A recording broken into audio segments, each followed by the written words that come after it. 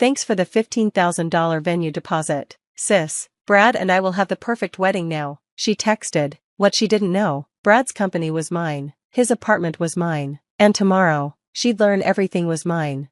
I stared at my phone screen, reading Jessica's text over and over, waiting for the punchline. This had to be a joke. My younger sister couldn't have actually stolen my wedding venue deposit. The $15,000 I'd saved for 3 years, working double shifts as a nurse while building my medical startup on the side.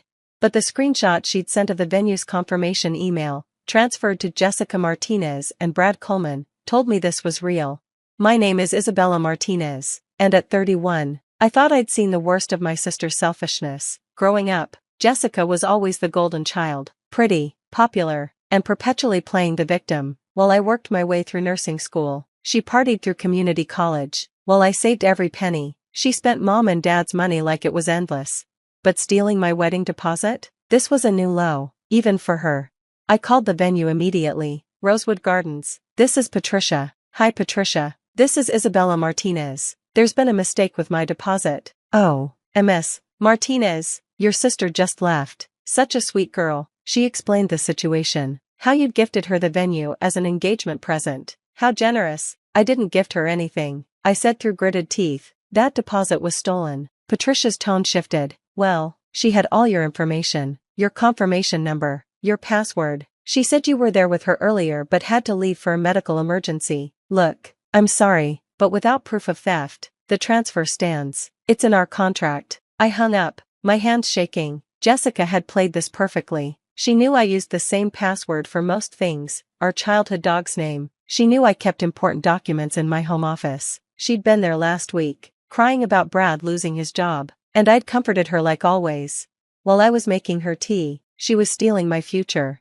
My phone buzzed with another text from Jessica. Don't be mad. You always said family comes first. Besides, you and David can get married anywhere. Brad needs this perfect wedding for his image. You understand, right? Love you, David, my fiancé of 4 years, who'd been patient and supportive as I built my career and business, who'd proposed with his grandmother's ring because he knew I valued sentiment over size, who was currently in Seattle, presenting at a medical conference, blissfully unaware that our wedding venue had just been stolen. I didn't call him, not yet, because as I sat in my apartment, fury building, I realized something Jessica didn't know, something that was about to make her betrayal the worst decision of her life. Brad Coleman, her fiancé, the man she'd been dating for 8 months and was apparently ready to marry using my money. I knew Brad very well, better than Jessica could imagine. 3 years ago, when I was developing my medical software startup, I needed investment. Brad was a junior partner at a venture capital firm, cocky and ambitious. He'd pursued the deal aggressively, and eventually, I'd agreed to his terms. What he didn't realize, what none of them realized because I'd used a shell company, was that his firm hadn't just invested in my startup, they'd given me controlling interest in several of their properties, including the tech company where Brad now worked as CEO, including the apartment building where he lived, including the investment firm that paid his bonuses. Brad Coleman had spent 3 years unknowingly making me rich while dating my sister, and now he'd helped her steal from me. Time for them to learn who really held the cards. I opened my laptop and began pulling files, contract after contract, deed after deed, 3 years of careful planning, of building an empire while everyone thought I was just a nurse with a side project. My medical software company was the visible part of the iceberg. Below the surface was so much more.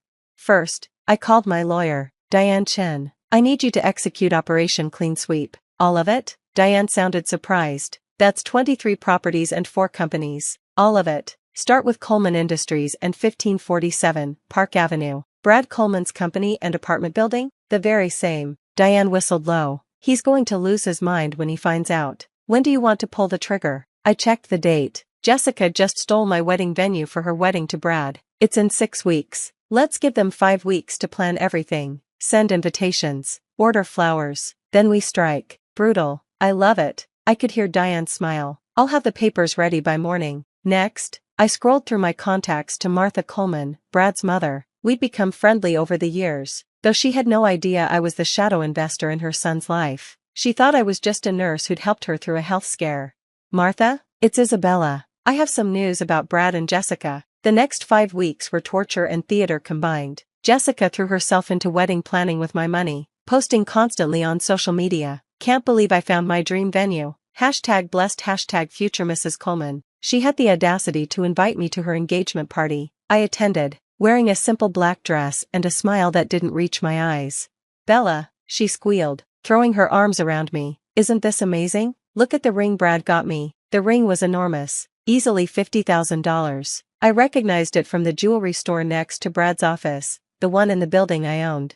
"It's beautiful," I said calmly. "Brad must be doing well." Brad appeared then, all swagger and expensive suit. "Business is booming. Just closed a huge deal with some overseas investors. We're set for life, babe." Jessica giggled and kissed him. I wanted to tell him those overseas investors were my shell companies, that I'd been slowly buying out his shares for months. Instead, I smiled and toasted their happiness. "Oh, Bella," Jessica said suddenly, "I'm sorry about the venue thing, but you understand, right? Brad needed something impressive for his business contacts. Image is everything in his world." "I understand completely," I said. "Image is everything." Mom pulled me aside later. "It was wrong of Jessica to take your deposit, but she's your sister, and she's finally happy. Can't you just let this go? She stole $15,000 from me." "Mom, Brad will pay you back. He's very successful." I bit my tongue. Mom had always made excuses for Jessica. Pretty, helpless Jessica who couldn't possibly be expected to face consequences. Hardworking Isabella who should always be the bigger person. "Sure, Mom, I'm sure he will." I left early, but not before Brad cornered me at the bar. "Thanks for being cool about the venue. Jessica was worried you'd freak out. I told her you were too smart to let family drama affect business." "Business?" I raised an eyebrow. "Well, yeah, I might throw some investment your way for that little medical thing you're working on. Keep it in the family, you know?" He winked like he was doing me a favor. "That's very generous, Brad." He clapped me on the shoulder. "What's family for, right? What's family for, indeed." The next 5 weeks, I watched Jessica plan my dream wedding. She used my vendor list, my flower arrangements, even my menu selections. Every detail I'd spent months planning, she copied. She sent me photos for approval, as if I was her wedding planner instead of the sister she'd robbed. "Do you think the roses should be blush or ivory?" she texted. "Blush," I replied. "They'd look better in the foreclosure photos." Meanwhile, I was busy with Diane. We restructured holdings, transferred assets, and prepared for financial Armageddon. Brad's company was leveraged to the hilt, I knew because I held the loans. His apartment was rented, not owned, from me. Every aspect of his flashy lifestyle was built on foundations I controlled. David returned from Seattle concerned about the venue situation, but I told him I had it handled. "Trust me," I said, "we're going to have a better wedding than we ever imagined." He knew me well enough not to push. Should I be worried about Jessica? No, I said. Jessica should be worried about Jessica. A week before the wedding, things accelerated. I had Martha Coleman over for tea, where she mentioned her concerns about Brad's spending. "He says business is great, but something feels off. He's been so secretive lately, probably just wedding stress," I suggested, pouring her another cup. "Though you're right to be concerned. The market's been volatile. You understand these things better than I do." Martha sighed. "I just hope he's not in over his head." "I'm sure everything will become clear soon," I assured her. 3 days before the wedding, I received a call from Patricia at Rosewood Gardens. "Ms. Martinez? I'm calling about the Coleman-Martinez wedding. There seems to be an issue with the final payment." "What kind of issue?" "Mr. Coleman's credit card was declined. All of them. Your sister isn't answering her phone." "How much is owed?" $47,000, including catering and rentals." "I see. Unfortunately, I can't help. That booking isn't under my name anymore, remember?" Patricia's silence spoke volumes. "Right, of course. I'm sorry for bothering you." My phone exploded an hour later. 17 calls from Jessica, 23 texts ranging from "help" to "what did you do?" to "please call me back. It's an emergency." I let her stew until evening, then answered on the 20th call. "Bella, thank God," she was sobbing. "Something's wrong with Brad's cards. The venue wants full payment or they'll cancel everything." "That's terrible," I said mildly. "What does Brad say?" "He's not answering. He's been in emergency meetings all day. His assistant said something about frozen assets and investigations." "I don't understand." I did. The SEC had received an anonymous tip about irregularities in Brad's overseas deals. They'd frozen his accounts pending investigation. Amazing how quickly these things moved when you had the right lawyers. "I'm sure it's a misunderstanding," I said. "Brad's so successful, he'll sort it out. But the wedding is in 3 days. Can you help, please?" I'll pay you back. I swear. Pay me back? Like you paid back the $15,000 you stole? Silence. Then, I was going to, Brad said. Brad says a lot of things. Good luck, Jessica. I hung up and turned off my phone. The wedding day arrived gray and drizzly. I dressed carefully in an elegant navy suit, professional, not celebratory. David adjusted my necklace, a simple pearl strand that had been my grandmother's. You sure you want to do this? He asked. I need to see it through, I said. Besides, someone should be there for Mom. What remained of the wedding was held in Jessica's apartment courtyard. The Rosewood Gardens had cancelled when the payment never came through. The caterers, florist, and band had all bailed. Jessica had managed to arrange some last-minute grocery store flowers and a Spotify playlist.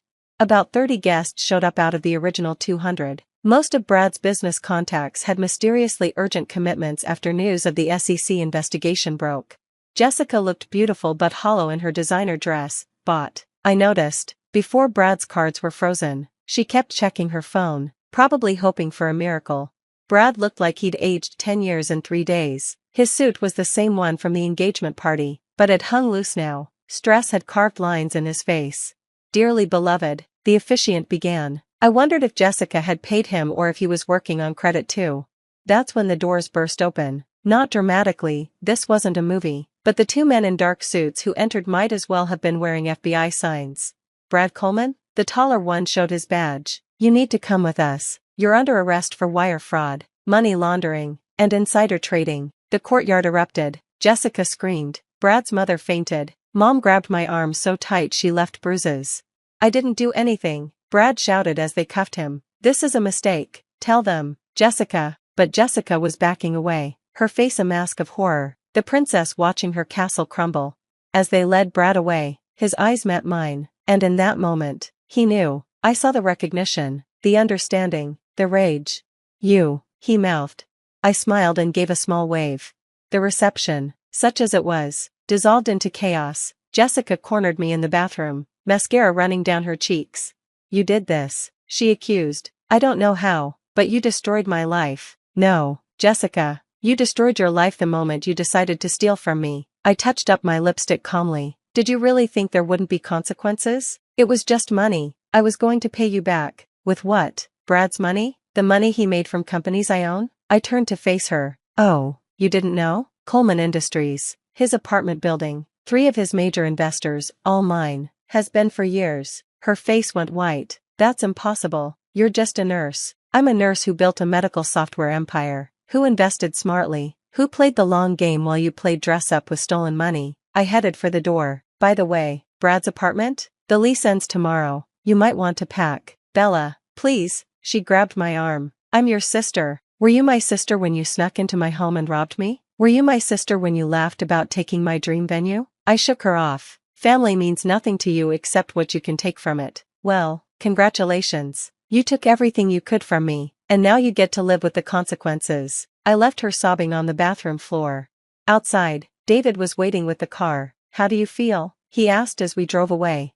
Free, I said honestly, and ready to plan our real wedding. At Rosewood Gardens? I laughed. God, no. That place has terrible karma now. I was thinking somewhere tropical. Somewhere Jessica could never afford to follow. The aftermath was swift and brutal. Brad's arrest revealed years of financial crimes I'd had nothing to do with. I'd just helped them come to light. He'd been skimming from investors, hiding money offshore, living a lie as big as his ego. He got 15 years federal time.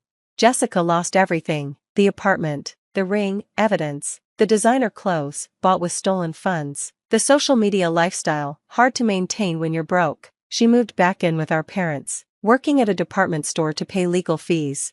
She tried to sue me, of course, claimed I'd entrapped Brad, destroyed her life maliciously, but Diane had documented everything perfectly, every transaction legal, every move above board. I'd simply collected what was mine and reported crimes to the proper authorities. Mom still thinks I was too harsh. She's learned her lesson, she says every holiday, hoping I'll forgive and forget. But some lessons need to stick. Jessica stole more than money, she stole my trust, my celebration, my carefully planned future. She thought she could take what I'd earned and face no consequences because she never had before. Now she knows better.